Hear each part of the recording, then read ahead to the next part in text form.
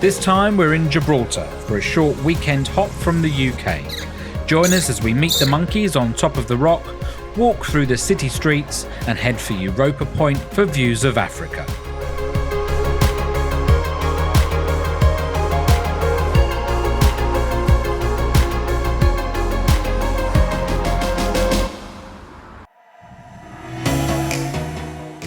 Gibraltar is a British overseas territory on the southern Spanish coast.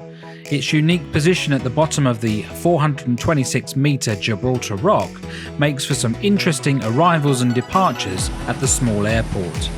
A microclimate around the rock encourages unpredictable winds and cloud formations as seen on our arrival. Flights are limited and you can only fly with British Airways and EasyJet from various UK departure points, or Air Maroc from Tangier or Casablanca.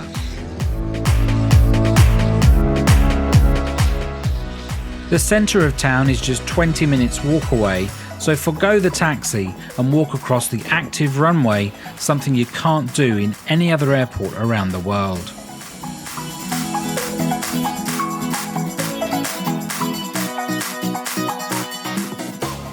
Head for the Queensway Marina and take a stroll around the various shops, restaurants and bars.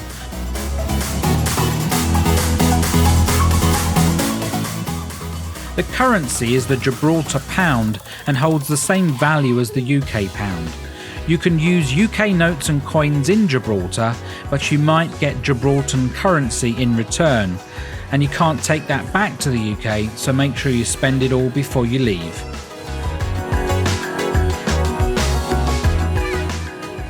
With a backdrop of luxury apartments, boats and high-end yachts, this is a great place to start your break.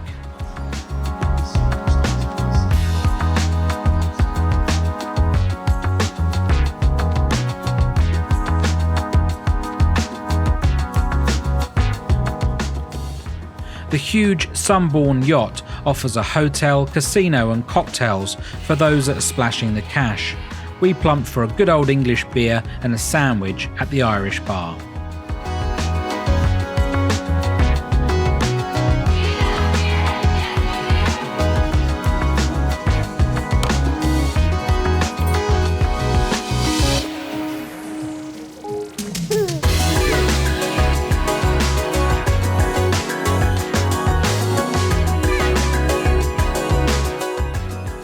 Just a short walk from the marina and in the shadow of Moorish Castle is Encasement Square. It acts as the gateway into the city of Gibraltar, taking its name from the British-built bomb-proof barracks built at the northern end of the square in 1817.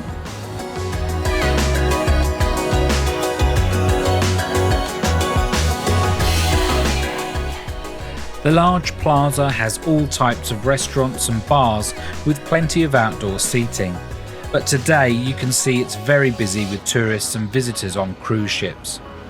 Prices here are also inflated to other areas, so you may want to look around before picking a place to eat and drink.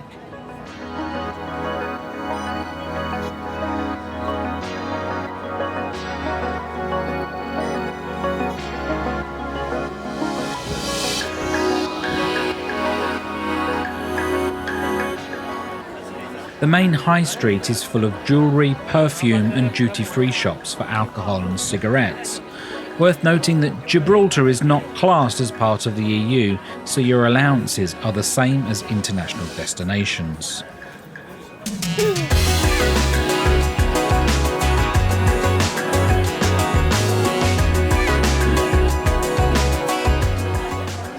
As you walk along the high street, make sure you take detours into the little side streets that have some interesting shops, bars and architecture.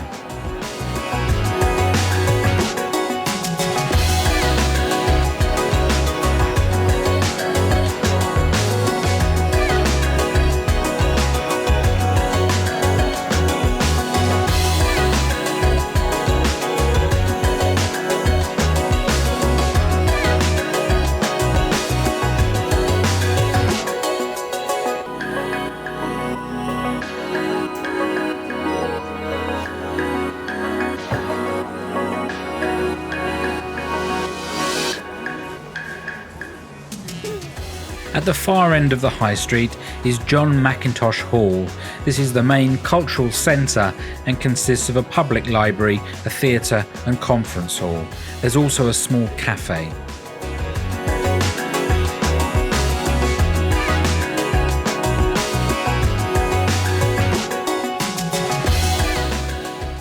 St Jago's Arch is a historic arch that was the original entrance to the 16th century Spanish church. It's located right next to the Trafalgar Cemetery, where some of the soldiers and sailors from this historic battle lay in rest.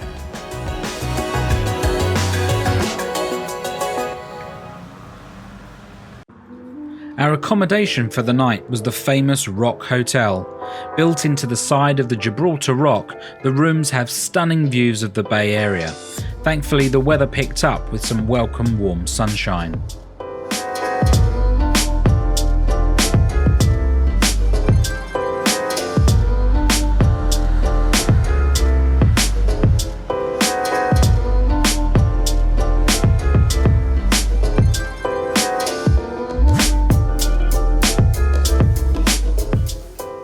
Frequented by royalty, the rich and famous, this is a quintessentially British hotel. The origins are retained today in the 1930s decor, which combines elements of Gibraltar's colonial heritage. Early evening cocktails watching the sun go down over the Bay of Gibraltar are stunning. In the summer, you can also choose to dine al fresco with wonderful views.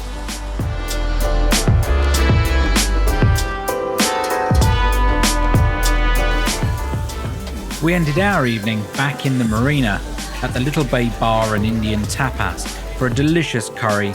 Really recommend this place, but book, it does get busy. Links on the screen now.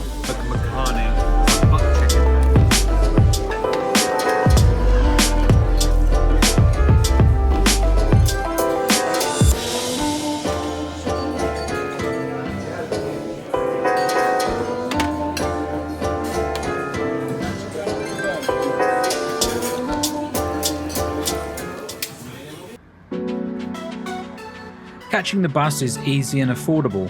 Having checked out of our hotel, we waited across the road for the number 2, which would take us to Europa Point. This is the tip of Gibraltar and has views of Tangier and Africa. You can track the local buses by downloading the Gibraltar Bus app from the App Store. This will give you real-time information on where the buses are. Buy an adult day pass for £2.50 for the best value. Yeah. It's about a 15-minute ride to the lookout area. It's pretty underwhelming when you first arrive, and the lack of sunshine on our day didn't help. But there's a few nice places to sit and some monuments and the lighthouse to look at. Of course, most people just come to have a look out to sea and catch a glimpse of the North Africa coast. Sadly, something we couldn't see this time round.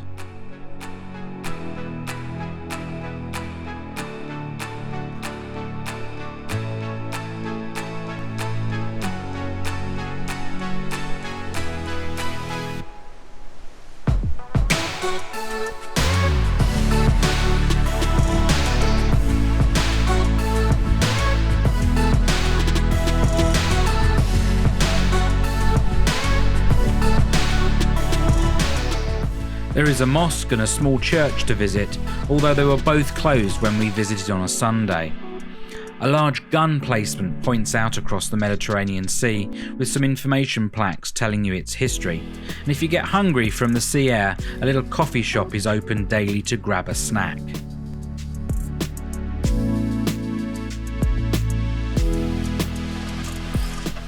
The lighthouse was built in 1838 and its beacon can be seen up to 27 kilometres away. It was modernised and automated in 1994 and now is sadly not open to the public as it's a working lighthouse.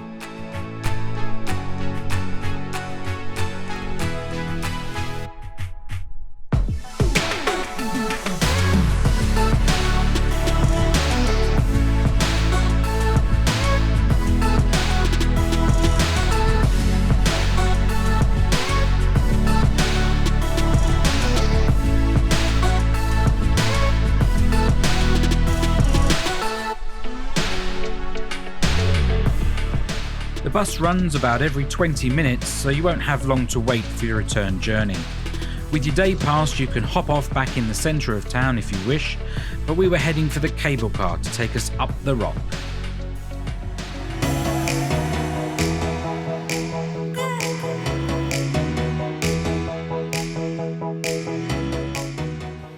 Unless you're extremely fit and like a strenuous hike, the cable car is the only real way to get to the top unless you're on a private car tour.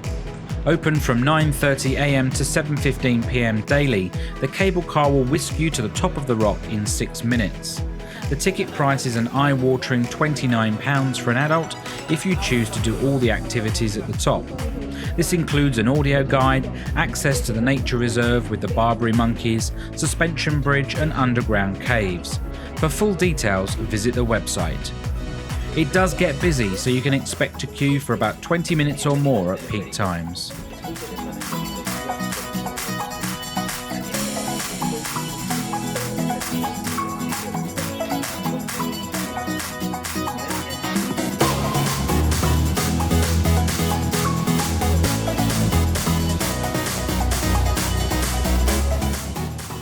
Reaching the top, you are bound to be welcomed by one or more of the 300 cheeky and naughty Barbary macaque monkeys that live in the nature reserve. Whilst they look cute and cuddly, they are only after one thing: anything that you don't have tied down and hidden away. So keep hold of your belongings, as they will take any opportunity to grab something.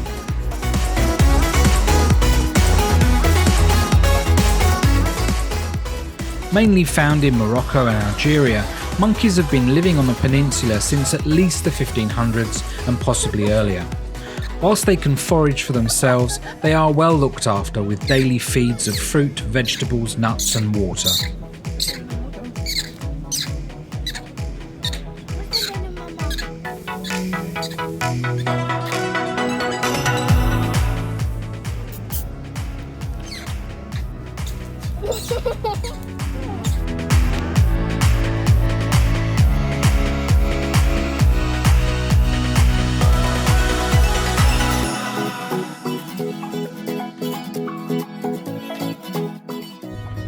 You mustn't touch or try to feed them, as you could be fined up to £4,000 for doing so.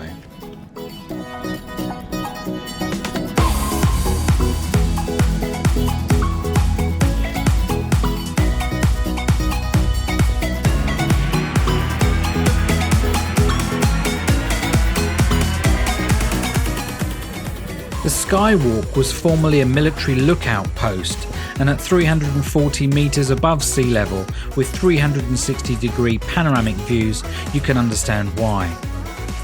With lots of glass and see-through floors, you'll need a head for heights to stomach this one.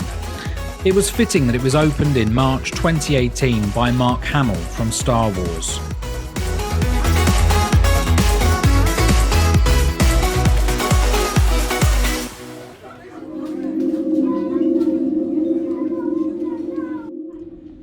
Deep inside the rock is a natural wonder not to be missed. Over many thousands of years, rainwater has been seeping through the cracks in the limestone rock, forming elaborate and spectacular stalactites and stalagmites. The light show catches different aspects of the formations, which add to the eeriness of the place.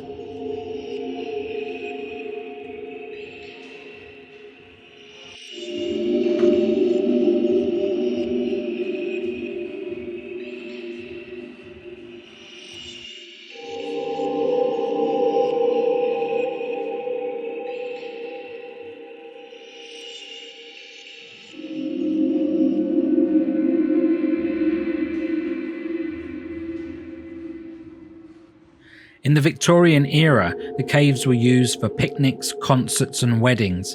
To this day, the venue is used for musical events. The auditorium, known as Cathedral Cave, has seating for over 100 people.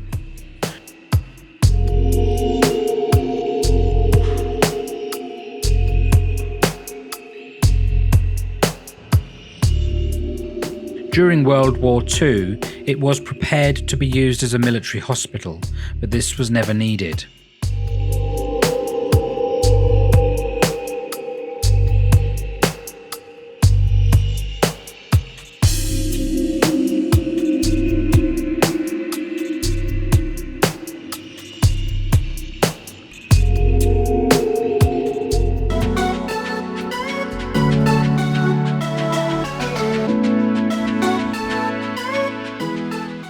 As we continued our walk, some of the pathways became increasingly steep to traverse. Those with mobility issues might find it hard to walk in these areas, and it was not well signposted to advise on this.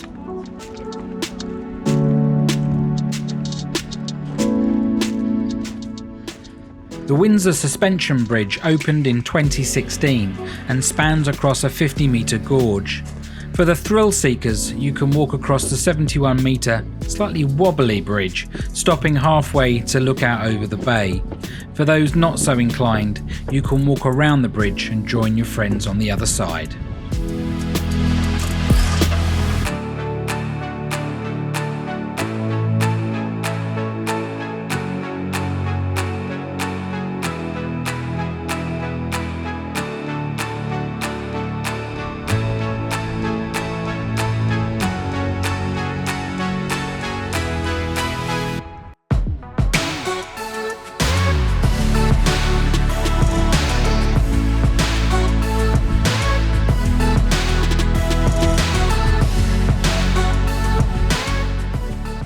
From the bridge you can walk down into town or head over to the other side of the rock and visit some of the military attractions.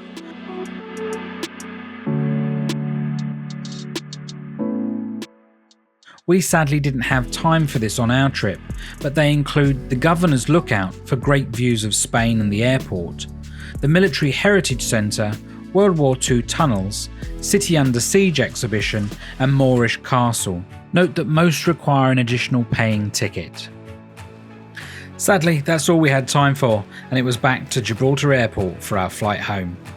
We hope you have found this guide useful. Let us know in the comments section, and if you have suggestions for things to do, please share them with our YouTube community. We post new videos every week, so please make sure you subscribe and click that bell for notifications. Until the next time, happy travels from the Memory Seekers.